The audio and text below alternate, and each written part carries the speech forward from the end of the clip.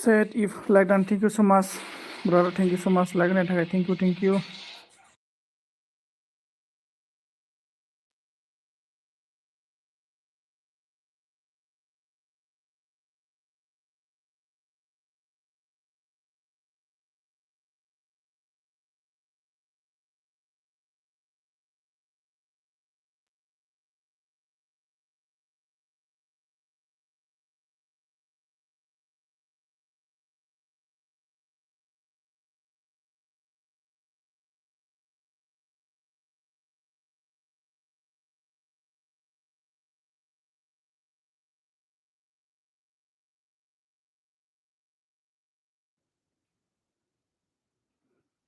नेटा मा स्ल' जाखोब्रा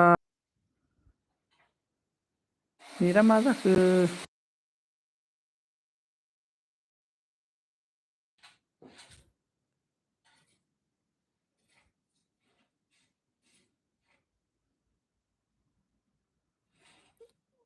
माबोरै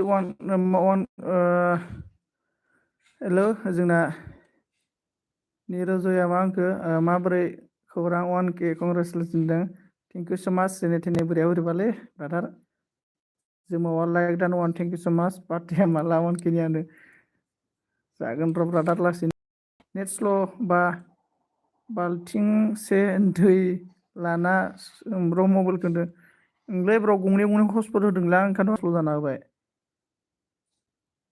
थेंक इउ जोमाव brother thank you so' much पार्टिया बोरोनो जोमाव नोंनिया बोरो पार्टिया 2K निया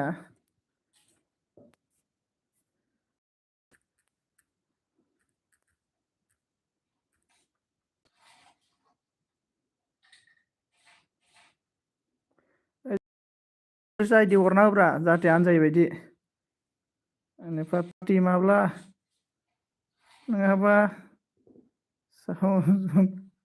आरोना एमबि सोना हर गाबोन 49नि बेनो जागोन जावले बा बेदर मोनजायाबा ना मा होनो जोमाव बा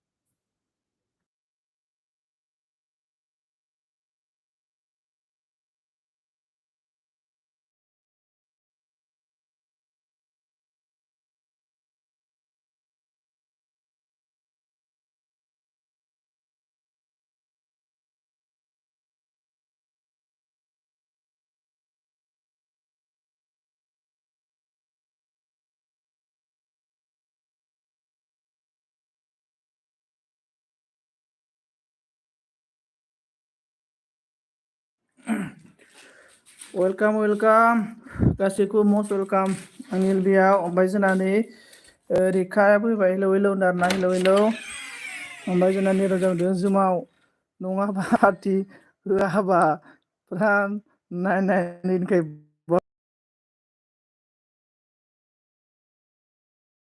ब्र' जुमाव खालामनिसै नामा जाबाव करेक्टर हाय सन्जीत गोयारी हाय दोस्तों लाइक करो लाइक जुमावनि पार्टिखौसो मोनजागारनांगोन नोंसिनि पार्टिया बोरो नोंसिनिया नै नोंसिनाथ' 3K नि पार्टिया बोरो ब्रादार 3K जुमावनि 2K निरन्जय र' थाथ' र' गाबोन सानसे नायग्रोनाय जाखायो कैसे हो ब्रो ठीक हूँ मैं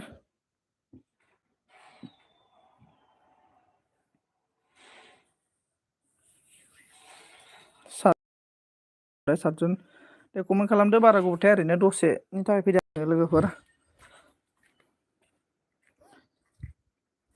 फाग्ला जोमावा गावहाबा पार्टि होआखै नोंसोर अनाबा सोरथो अननांगौरा लोगोफोर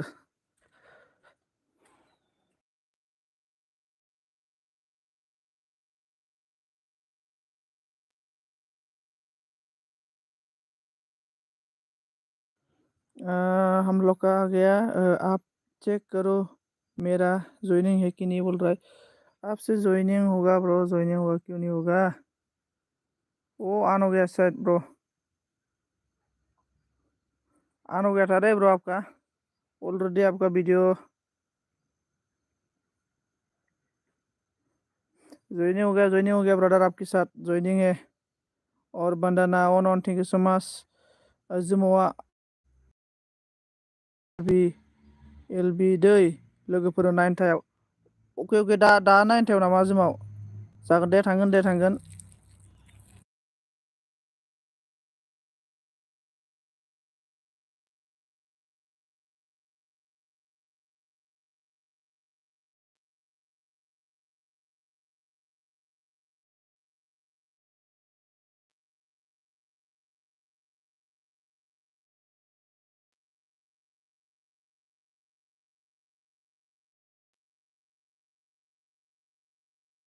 दोस्तों कौन है प्लीज कमेंट करो दोस्तों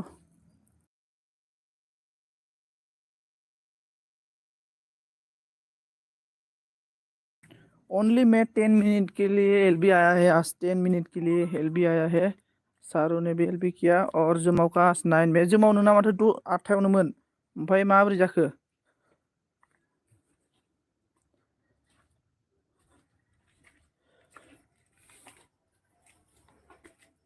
जुमो ब्रदर का 8 बजे था एलबी आज क्या हो गया जुमो ब्रदर नेट स्ल' जाखो ना कमेन्ट्स थाबथाखो नेट स्ल' जाखो ना कमेन्ट्स थाबथाखोथाय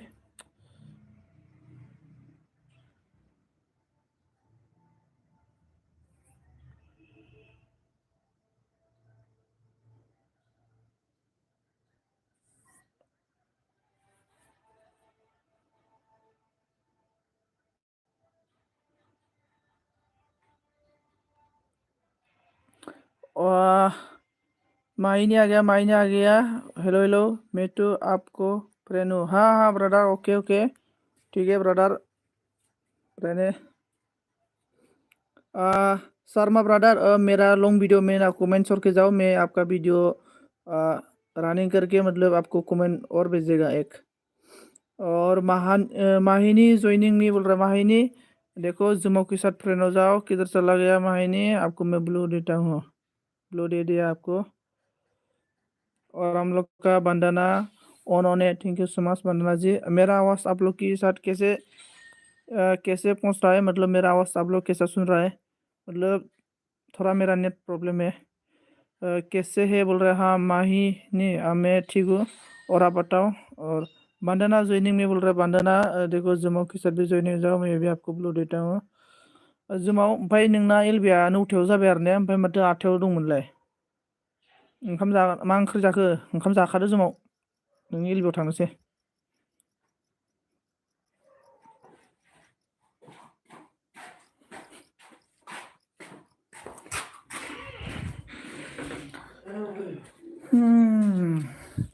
मैं भी ठीक हूँ बोल रहा है ओके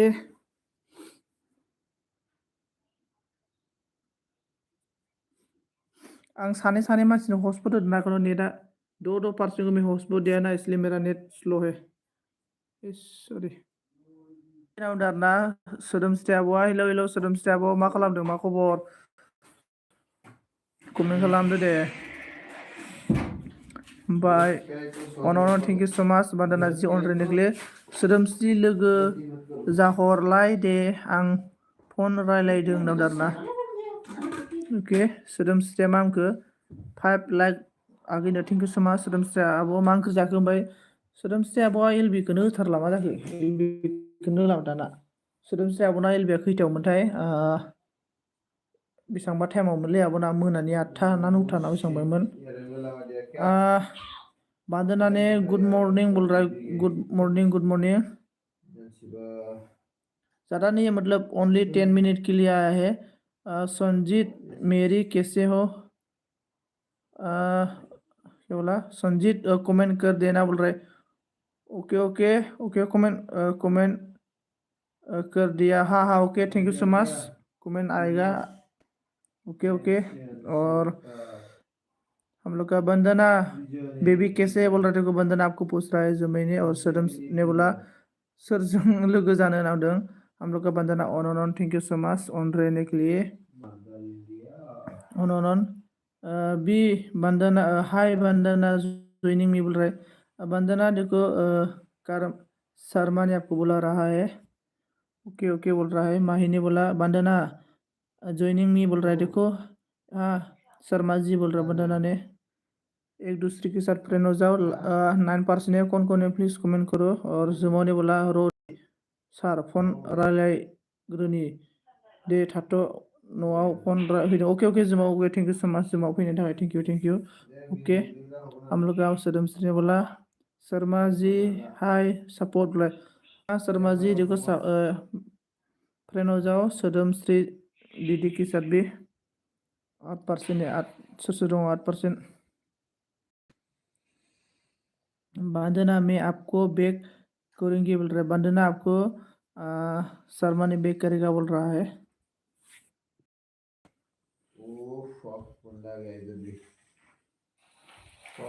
ओनली 10 मिनट, 10 मिनट के बाद 10 मिनट का एलबी1। वाओ कंग्रेचुलेशंस आदा दारना फामिया, thank you so much. Thank you so much फामे sister, thank you so much. Mahini hi hi बोल रहे, देखो सोदोमस्री ने माहिनी हाय हाय बोल रहा है। पार्टिया बोरो होनाव दारना उनखि जाबानो पार्टि जानांगौ बे नङाना, आरो दंबावोसो गोबां मेहनात मन' खालामनांगौ, मन' खालामग्रोनो हो। New friend join support me बोल रहे, देखो सोदोमस्री दीदी के साथ ज्वाइनिंग हो जाओ दोस्तों। कौन नया नया है?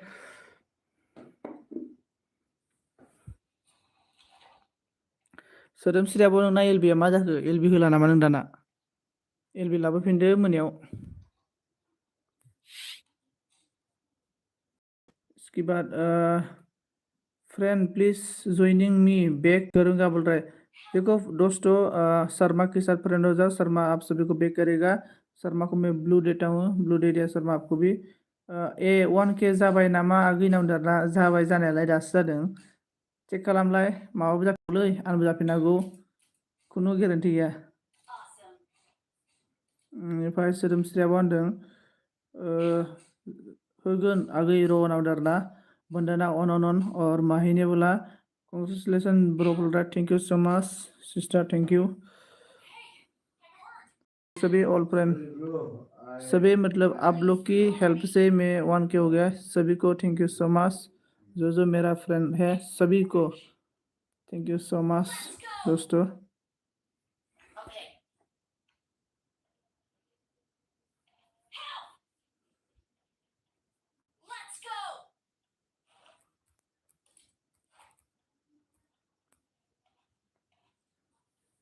ब्लू हर दे आगैनो। ओके ओके ब्लू होगोन र'। ओके ओके ब्लू भाई। हम लोग का शर्मा ब्रदर ने बोला congratulation, thank you so much brother, thank you. और वंदना ने on thank you so much on रहने के लिए।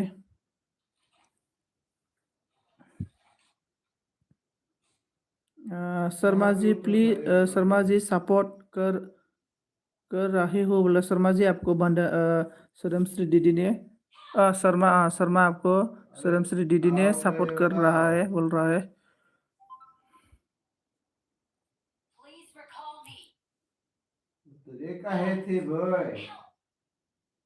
ये ले एक नंबर मारा गया, दो बारा।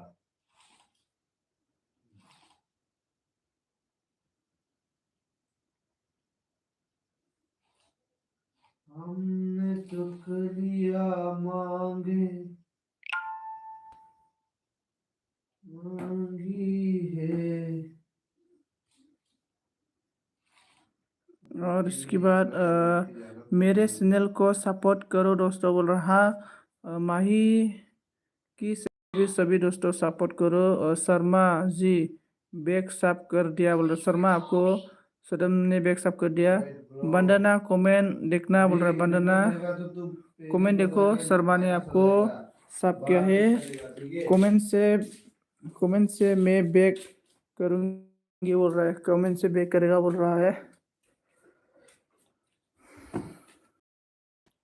On thank you so much. और 5 मिनट है। 5 मिनट के बाद एलबी बंद करेगा। और 5 मिनट दोस्तों।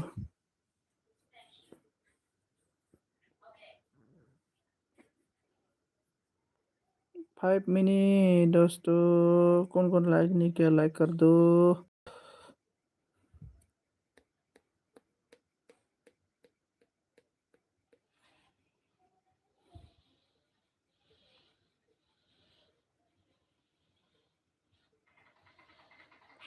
जोंना आबै सनाया हेलौ होनफैदों। हेलौ आबै सना मा ओंख्रि जानायमोन खोन्थादो दे। Hello like down thank you so much like होनायनि थाखाय। मा ओंख्रि जानायमोन खोन्थादो दे।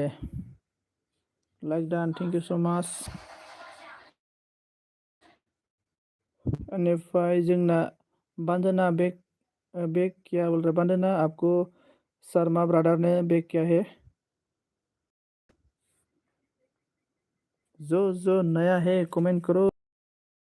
सोदोमसे होमबालाय दाउदै भाजा संदोंसो बेलाहि दाउदै भाजा अके बेलाहिजों दाउदै भाजा गोथाव।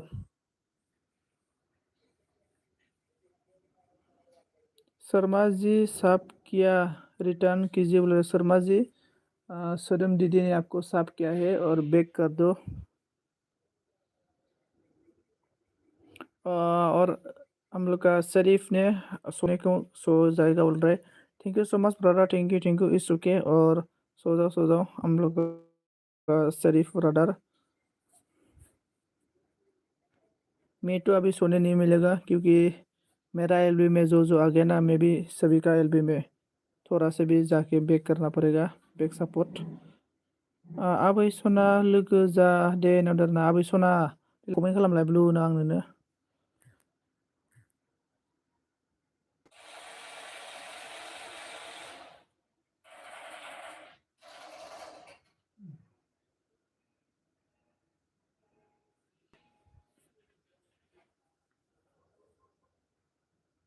ओमफ्राय बसुमतारी बैक कर देना बोल रहे। बसुमतारी बैक कर दिया। हाँ सदमश्री दीदी आपको शर्मा ने बैक कर दिया। रो नाउडर ना। ओके आं ब्लु ना होबाय होमबालाय।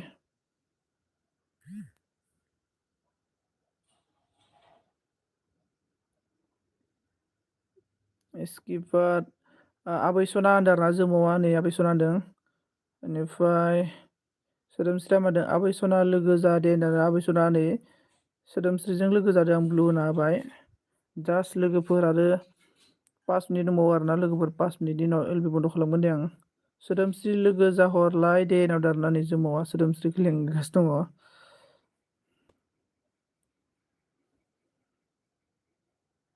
दे जोमाव एलबि होदो दे। एलबि होदो नोंनियाव थांसै। दसे गिदिंजोबनोसै बयनावबो।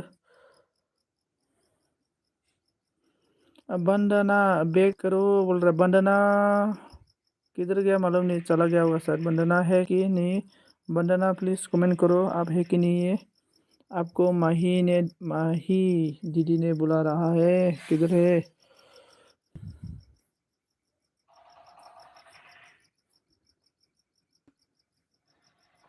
नौथायावसो खेला हरनि 12थासिम दंबावो एफा गोबाव। 12था 9था 10था 11था 12था 1 2 3 घन्टा नामा। ओंखाम जाग्रोनि दे। अके जोमाव ब्रादार ओंखाम जाग्रोना लाखादो दे।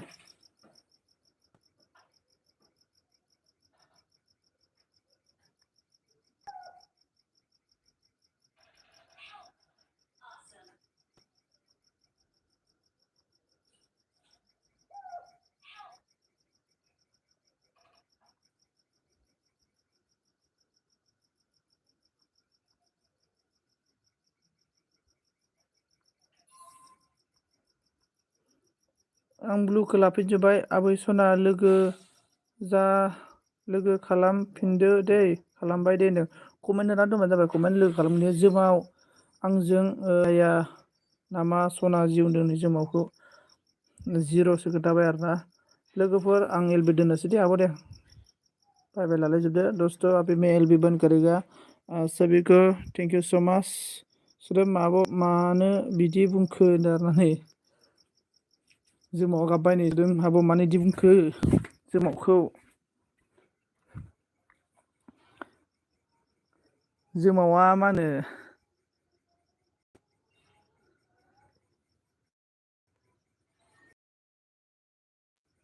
वंदना दीदी आपको माही ने बोला बेक कर दो बोल रहा था माही ने बाय बाय समाज दोस्तों बाय बाय बाय बाय सभी को सी यू अगेन फिर मिलेगा कल सुबह मिलेगा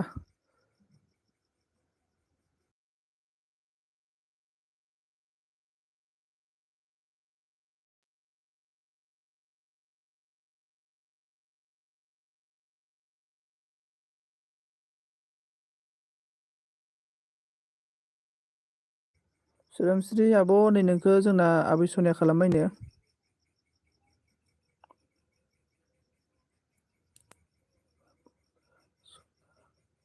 बाबू को सुला रहा है हाँ बिंदिना वंदना दीदी ने बाबू को मतलब सोला रहा था बोल रहा है ब्लू हरलाय ना ओके ओके ब्लू ना सॉरी ने ब्लू ना आं ब्लू होबाय अके बाय बोल रहा अके ओमफ्राय जोंना आबै सना आं दोननोसैसो माने गाबोन फुङाव फै लोगो नांगौबा गाबोन फुङाव बिराद गोदान मानसि फैगोन आरो ना गाबोन फैबानो जाबाय जोंना नै जुमुना आब' अन'न जुमुना आब' आङो दयो माबानाव आदा सनजयनाव फन खालामदोंमोन आरोना ओमफ्राय फनानो नाङालै आदा सनजयनाव फना नाङाखै दिनै ओमफ्राय बेनो आरोना ओमफ्राय हायेन blog congratulation thank you so' माच ब्रादार थेंक इउ ब्रादार नोंनि अननायावसो 1K जानो हादों आरो ना नोंनि अननायावसो ब्रादार 1K जानो हादों आङो खमायगोनदां होननानै एलबि होबाय आरो ना ब्रादार थेंक इउ स' माच ब्रादार नोंनि अननायावसोलै ब्रादार हायेन ब्रादार नोंनि अननायावसो ओमफ्राय हायेन ब्रादार नों एलबि होबावगोन नामा दायो ओमफ्राय दासो सोलाबदों होनदों आरोना जुमुनाबा अके जेबो नङा आब' आं माने ओरैनो जास्ट दसेल'सो होनो होननानै होखादों आरोना ओमफ्राय आङो हायेन ब्रादार आं ओंखाम जादोंमोन आरोना दहायो ओमफ्राय ओंखाम जाखांनानै आङो थांदोंमोन आरोना ओमफ्राय नों एलबिखौ बन्द' खालामखांबायमोन ओमफ्राय दा मोनायाव एलबि होगोन नामा हायेन ब्रादारा जेबो नङा होनदों अके ब्रादार ओमफ्राय जोंना एसपि ब्रादारा हेल' ब्र फैदो आरोना हेल' कंग्रेसुलेसन्स 1K होनदों आब' जुमुनाया थेंक इउ स' माच थेंक इउ लोगोफोर नोंथांमोननि अननायावसो आरोना गासिबो लोगोफोर नोंथांमोननि अननायावसो 1K आरोना आंथ' बयनोबो सापर्ट होदों आरोना अके सापर्ट होलायलायनांगौ बिदिनो ब्रादारा आंखौ सापर्ट खालामबाय आरोना दिनै स्पेसियेलि ओमफ्राय थेंक इउ स' माच गासैखौबो आरोना लोगोफोर 1K जानायनि थाखाय थेंक इउ स' माच आरो दायो नेक्स्ट स्टेप दंबावो दायो आरो नेक्स्ट स्टेपखौ नाजाबावनांसिगोनलाय सोदोमस्रि कमेन्ट चेक होनदों नै जोंना आबै सनाया सोदोमस्रि कमेन्ट चेक खालाम ओटस बि ब्रादारा मा होनदों जुमुना बसुमतारी सापर्ट प्लिज होनना होदों ओटस बि मि आबै सनाया बायनो अके आबै सना बाय अके गाबोन फैबानो जाबाय ओमफ्राय आबै सना प्लिज सापर्ट होनदों आरोना ओटस बिया ओमफ्राय सोदोमस्रिया बुंदों साब खालाम दै गाबोन दंबा होनदों आरोना अके नेट बोरैबा जादों मोनाखै होनदों आरोना अके आंनाबो नेट बोरैबा जादों हाय आबै सना नै जोंना हायेन ब्रादारा नोंखौ माथो होदों थांबायसो नामाथाय बायसो होनदोंमोन माथो आरोना बे लोगोफोर सोर दङ 7 जन कमेन्ट खालामलाय 7 जन सोर दं कमेन्ट खालाम दे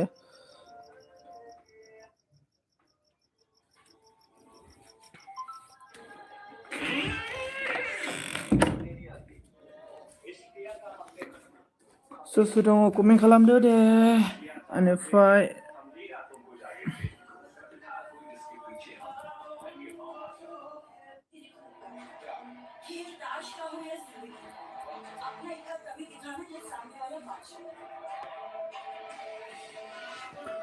जोंना आब'आ अन थेंक इउ स' माच अन थानायनि थाखाय। ओमफ्राय दैमु आब' फैबाय आरो ना, दैमु आब'आबो अन। ओमफ्राय ब्लुआ गैला आंना। आगै माथो होनदों, आं बोखारबायमोनलै, माने आङो बन्द' खालामसै होननानै एलबि बन्द' खालामसै होनना बोखारदोंमोन आरोना दानि। दे होफिनबाय आङो। ओमफ्राय सोदोमस्रि आब' नै जोंना हायेन ब्रादार हाय होनना बुंदों। थाथ' ब्रदर, अके हायेन brother okay, thank you so' माच, थेंक इउ स' माच ब्रादार। सोर सोरनिखौ अखा हादों खोन्थाहरदो दे, नै जोंनिखि अखा थाफ्रिहांबाय। दानो जाबाय नामा होनदाना, दानो जाबाय माने आङो 1K जानायनि थाखायसो माने आन जाफिनगोन होननायखाय ओरैनो दसे एलबि होब्रबदों आरो ना, खुनु गेरेन्टि गैया होननानै। ओमफ्राय दा मोनायावबो खमायलाबायनो हागौना। ओमफ्राय हाय हायेन होनदों आरोना।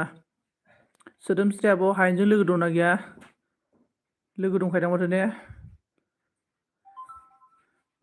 दे दोननोसै, दे दोनसै नामा होनदों आरोना। दोननो सानबायमोन मानसिफोर गैयाबालाय, आरो कमेन्ट खालामबालाय दसे थागोन। ओमफ्राय जोंना नै जुनु हाय फैदों आरोना, हाय जुनु मस्ट वेलकाम। ओमफ्राय जुमुनाया मा होनखो, हायेन हायेननि भिडिअ हाय आंखौ बे साब खालामदो होनदों। नै हायेन नोंजों जुमुना आब'आ रायलायदों। ओमफ्राय ब्र' आं 28 था हरबाय आइदि दिनै होनदों आरोना। अके ब्रादार, बे हेल्प खालामनायखौ मालाबाबो बावा आं ब्रादार। आं हायेन ब्रादार नोंनिखौ भिडिअ नायनानै हरगोन दे, टाइम मोनबानो नोंनि भिडिअ नायलाबाय थानांगौ जोङो। ओमफ्राय जुमुना आब' मा होनखो, हायेन आदा मा खबर होनदों। ओमफ्राय दैमुआ मा होनदों, अल फ्रेन्ड गुड नाइट होनदों। Good night. ओमफ्राय जुनु हाय लोगो जादे होनदों आरोना, नै जोंना सोदोमस्रि आब'आ। हायना हाय जुमुना होनदों। जुमुना आब'आ मा खबर होनदों। ओमफ्राय हायेन ब्रादारा होनदों इट्स अके। दैमुआ बुंदों हायेन आदा आंनोबो दंब्ला हरदो होनना बुंदों आरोना नै दैमुआ। ओमफ्राय दैमु हायेना हरो, गासैखौबो हेल्प खालामो आरोना, हायेन ब्रादारा गासैखौबो हेल्प खालामो। ओमफ्राय जुमुनाया ब्लु होनदों आरोना, अके ब्लु। नै अखा थाफ्रिलायबायलै, खोनादोंना खोनायाखै नोंसोर अखा थाफ्रिनायखौ? हायेन आंनोबो आइदि हर दै, आंना आनसाब जाजोब्बाय माथो होनना बुंदों। हायेन आगै होनना बुंदों आरोना नै जोंना ब्रादारा। हाय जुनु आगै होनना बुंदों। माथो भिडिअ नायथारजाया आदा होनदों आरोना। माथो भिडिअ नायथारला हायेन आदा होनना होनदों आरोना। दे सोर लाइक खालामाखै लाइक खालामना होदो। ओमफ्राय जानो लोगो जालायदो होनदों आरो जुनु, नै लोगो जानांगौनो दैमुजों। हरगोन आगै हरगोन होनदों, हायेन ब्रादारा हरगोन, बयनोबो हरगोन, टेनसन लानाङा।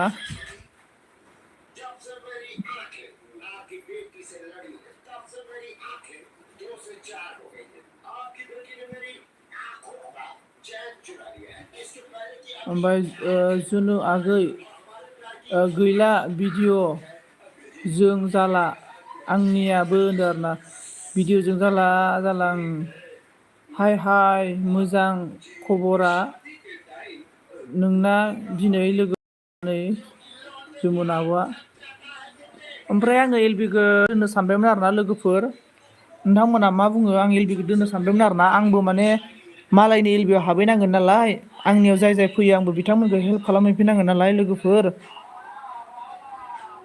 हायेन आदा सना, नों दाखालि आइदि हरनाया टाइमाव आनसाब जासो गारदों। आइदिजों भिडिअ नायना साब खालामदे होनना बुंदों नै सोदोमस्रिया। ओमफ्राय दैमुआ अन। ओमफ्राय सनजित ब्र 34 आइदि जाबाय दै नोंनो हरनाया होनदों। अके हायेन ब्रादार थेंक इउ स' माच 34 आइदि हरनायनि थाखाय आंनो थेंक इउ स' माच। हायेन नों बायदि लोगो गैया आरोना, माने हायेन बायदि मानसि गैया आरोना। ब्रादारा बयखौबो सापर्ट खालामो। बेनिफ्राय दैमु अन। ओमफ्राय जुनु लोगो जादे होनना बुंदों आरोना। जुनुआ लोगो जानो थिनदोंमोन, अबाव थांखोथाय आं।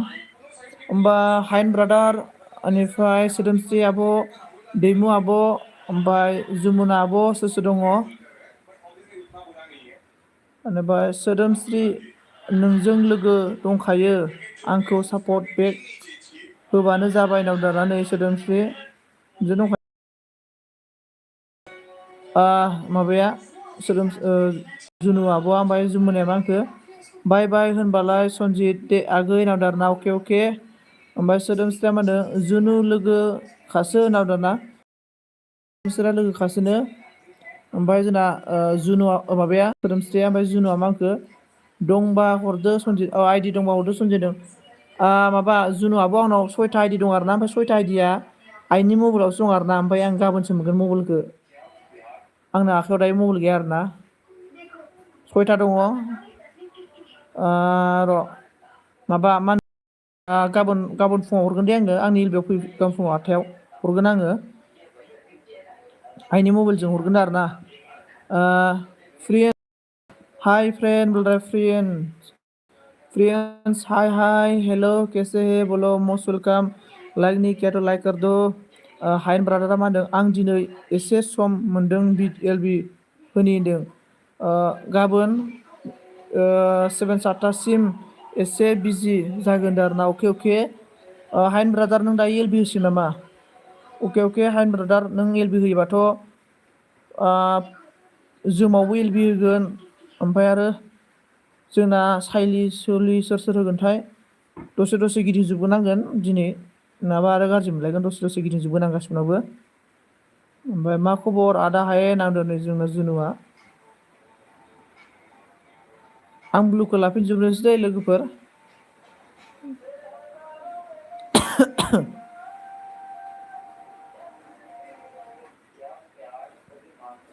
गाबोन सानसे बिजि बेलासिनि पिएमआवसो डिउटि जोबगोन आरोना अके ब्रादार अके अके अके जुनु आगै सना नामदारा जोंना हायना हायेन ब्रादार मा होनो एकदम सुटियाव फैयोबाथाय मेथाइ रोजाबला बायदोलै नोंबो भिडिअ बानायदो ओमफ्राय जोंना आलिना हाय सनजित बराय हाय हाय हाय हाय हाय हाय कैसे है मोस्ट वेलकम लाइक नहीं किया तो लाइक कर दो मैं तो अभी एलबी बंद करने वाला है बारिश आ गया और सभी का एलबी में घुसना पड़ेगा हाय हाय ओमफ्राय जोंना नै हायेन channel congratulation thank you so' माच थेंक इउ स' माच हायेन आदा ओमफ्राय दैमुआ मा होनदों बाय बाय गुड नाइट सनजित बाय होनदों अके अके हायेन brother congratulations thank you so' माच ओमफ्राय जोंना आलिया मा बुंखो Alina like don thank you so' माच जुनुआ हेल' आलिना होनदों सोदोमस्रिया मा होनदों फ्रेन्ड्स लोगो फ्रेंड्स दीदी देखो आपको सदमश्री दीदी ने बुला रहा है और हायन ने क्या बोला कॉन्ग्रेचुलेसन हायन thank you so much thank you जुनू like done thank you so much हायन आदा 1K दाना थैंक यू सो मच आदा थैंक यू रोजा रोजा साबायखर आदा बेनिफ्राय सोदोमस्रि आब' होनदों हायन दे थांगोन दे नादारना ओमफ्राय दैमुआ 10 लाइक दा होनदों थैंक इउ सो मच बेनिफ्राय जुनु जयनिं मी बुलराय एलबि होथाराखै नामा हायेन आदा होदों हायेन आदाया एलबि होदों दा होबावगोन आरोना हाबाय आरोना आंनि रायलायनायखौ नोंसोर माबायदि खोनादों खोन्था फ्रेंड्स ने बोला ओके फ्रेंड बोल रहा है और सोदोमस्रि ने बोला है आलिना लोगो दंना गैयाथाय होनदों आलिना दीदी आप सदमश्री से फ्रेंड है कि नहीं है आपको बोल रहा है प्लीज़ कमेंट करो और जुनू ने बोला कमेंट करना आलिना बोल रहा है कैसे हो संजीत बोल रहा है आलिना ने आई एम फाइन है प्रिंस ने बोला प्रिंस सपोर्ट मी बोल रहा प्रिंस किधर गया प्रिंस सोदोम आब' गाबोन फैजोबगोन बिसोर आंनि एलबियाव फुङाव फैबानो जाबाय इसनिफ्राय सब सापर्ट मोनजोबगोन प्रिंस ने बोला ओके फ्रेंड बोला देखो प्रिंस ने है प्रिंस प्रिंस दीदी सदमश्री दीदी के साथ फ्रेंड हो जाओ ब्लू चाहिए तो बोलो मैं ब्लू दे देगा अभी मैं एलबी बंद करने वाला था दोस्तों और आप लोग कल मेरा एलबी में मॉर्निंग 8 बजे में सभी लोग आ जाना ब्लू में ओके ओके मैं ब्लू देता हूँ।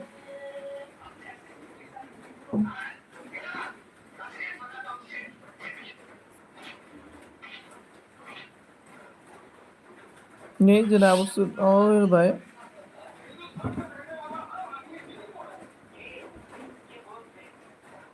ओके सदमश्री बोल रहा है।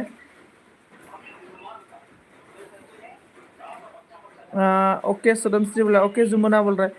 दोस्तों कल सुबह सभी लोग 8 बजे में आ जाना। आप सभी लोग मतलब एक दूसरे के साथ फ्रेंड होने के लिए मतलब फ्रेंड हो सकता है कल। देखो शर्मा ने भी एलबी दिया है, मैं शर्मा के साथ भी घूमना पड़ेगा। और अलीना ने बोला ब्लू ब्लू मतलब मैं ना एलबी बंद करने वाला था अलीना जी, एलबी बंद करने वाला था। ब्लू दे दिया ओके। ब्लू गैला आगैदों आं एलबी बन्द खालाम सानबायमोनलै। देखो ब्लू दे दिया।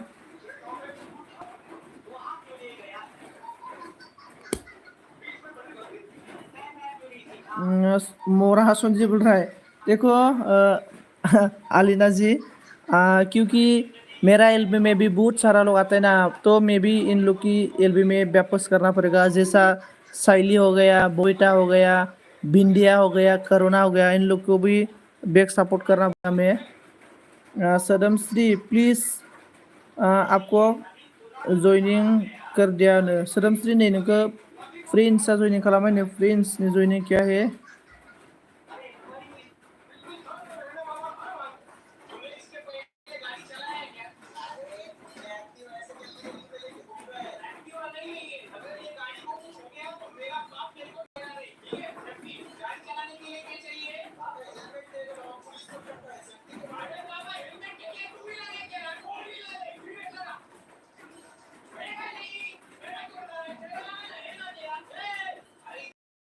आगै साबधान आब' आलिनाया बर' नङा।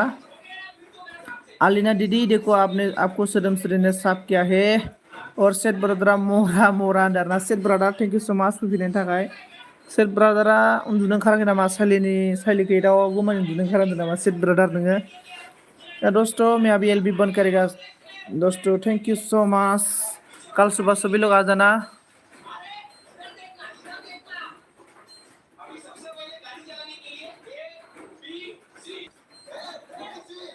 कमेन्ट नायसै दे र' हरफिननि दारना सोदोमस्रि आब' इसोरो बर' नङा आरोना त्रिपुरानिसो। हिन्दीनि कमेन्ट खालामबानो जाबाय हिन्दीनि। सोदोमस्रि रिटार्न करो बोल रहा है।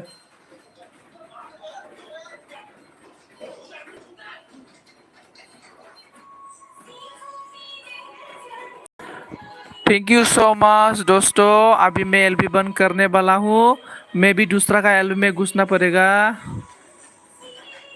जुनू रिटर्न कमेंट करो कमेंट सभी को वापस जरूर रिटर्न मिलेगा। रिटर्न नहीं मिलेगा ना तो मुझे बोलो, मैं आप सभी को रिटर्न दिला देगा। Thank you so much.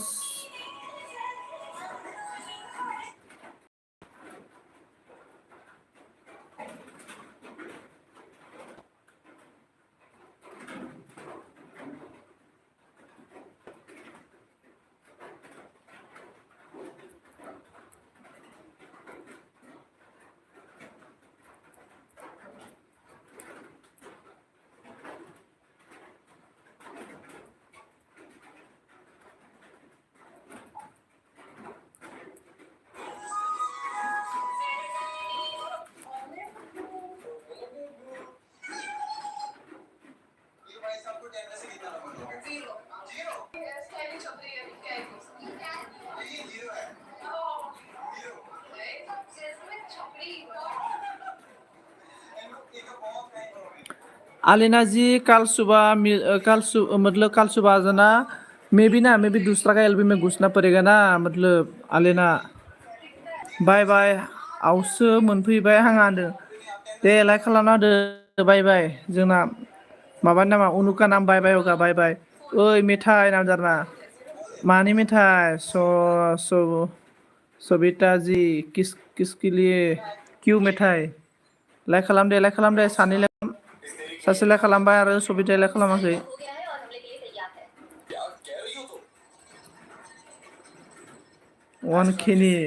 1K जाबा सोरबा मेथाइ जायो मन' जाबासो मोनजागोन दा मेथाइआ मन' जाबासो मन'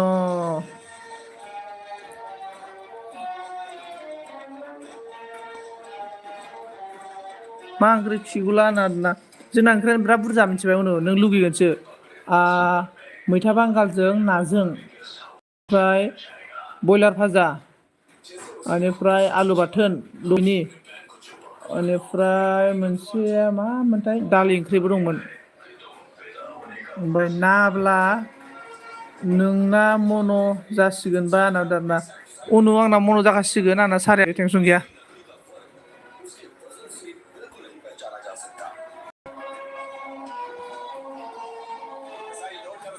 जोंना नै जोंना माबा फैबाय नबनिता हेलौ फैदों नबनिता बरिया नों ब्लु फैनो होबाय आरो ना थेंक इउ स' माच नबनिता सिस्टार ब्लु फैनायनि थाखाय आरो लाइक खालामाखैबा लाइक खालामनानै सापर्ट खालामदो थेंक इउ स' माच लाइक खालामबाय नामा दोनो नामा होनना बुंदों आरोना सबिता माने आङो टाइम पासावसो एलबिखौ होदों माने 1K जानायनि थाखाय आरोना ओमफ्राय आंबो मालायनि एलबियाव थांफिननांगोन ना नाबा आंखौ रागा जोंगोन दा नै जिमावबो एलबि होबाय नै सोरबा एलबि लाजोब्बाय ओमफ्राय थाङाबा रागा जोंगोन आरो लोगो 7 जन दं आरोना नै दाबो अखा हागोन ना हायाखै नोंसिनिखै देग्लाय सोरनिखै अखा हादों अके होनदों आरोना जोंना नबनिताया मा ओंख्रि जाखो उनु नाब्ले नबनिता सिस्टार सबिता मा ओंख्रि जाखो कि सबजि खायसे आयु कि मास पाइसे दस्त कि मास पाइसे अखानि आवाजखौ खोनादोंना खोनायाखै नोंसोरो अखा हानायखौ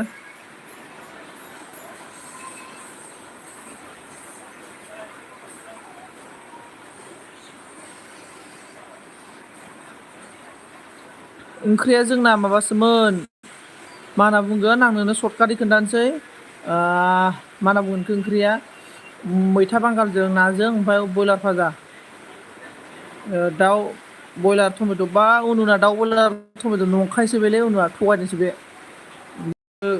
खोनाया होनदों आरोना अखा हाबायलै अखा हाबाय अखा